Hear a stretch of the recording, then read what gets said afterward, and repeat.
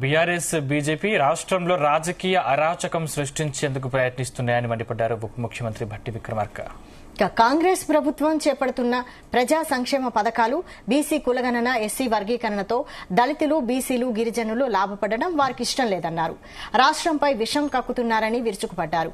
మంచిర్యాలలో MLA Premsagar రావు ఆధ్వర్యంలో ఏర్పాటు చేసిన జై బాపు, జై భీం, జై సంవిధాన్ బహిరంగ సభలో ఆయన ప్రసంగించారు. రేవంత్ రెడ్డి నాయకత్వంలోని ప్రభుత్వం బీసీ కుల సర్వే, ఎస్సీ వర్గీకరణ వంటి పెద్ద కార్యక్రమాలు చేపట్టిందన్నారు. వాటిని అడ్డుకోలేక బీఆర్ఎస్ బీజేపీ నేతలు రాజకీయ కుట్రలు చేస్తున్నారని ఆరోపించారు. రాష్ట్రంలో ఉన్నటువంటి మహిళలందరినీ ఆనాటి ఇందిరమ్మ ప్రభుత్వం మొదలుపెట్టినటువంటి ఉమ్మడి రాష్ట్రంలో మొదలుపెట్టిన సెల్ఫ్ హెల్ప్ గ్రూప్స్, డ్వాక్రా సంఘాలకు సంబంధించి 10 ఏళ్లు బీఆర్ఎస్ ప్రభుత్వం మర్చిపోతే మేము సంవత్సరానికి కనీసం 20,000 కోట్ల రూపాయలతో వడ్డీ లేని రుణాలను తిరిగి వాళ్ళందరికీ ఇచ్చి కనీసం 1 కోటి మందిని కోటీశ్వరులుగా చేయాలి 5 సంవత్సరాల్లో అని చెప్పి టార్గెట్ పెట్టుకొని ఈ 5 సంవత్సరాల్లో 1,00,000 కోట్ల రూపాయలు మహిళలకు వడ్డీ లేని రుణాలు ఇచ్చే కార్యక్రమంలో భాగంగా ఈ సంవత్సరమే 21,000 కోట్ల పైబడి వడ్డీ లేని రుణాలు ఇచ్చాం. రాబోయే రోజుల్లో కూడా పూర్తి స్థాయిలో ఇస్తాం. అటువంటి మహిళలందరి కోసం సోలార్ తో ఉన్నటువంటి పవర్ ప్రాజెక్టులు 1000 మెగావాట్లతో వాళ్ళతో ఎంఓయూ చేసుకున్నాం. ఆర్టీసీలో బస్సులు ఇప్పిస్తా ఉన్నాం, క్యాంటీన్లు ఇప్పిస్తా ఉన్నాం.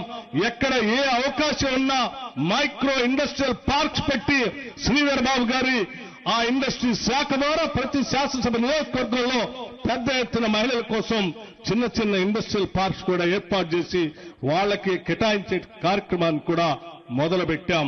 ఇది దిగ్విజయంగా ఈ రోజు రాష్ట్ర వ్యాప్తంగా జరుగుతాం.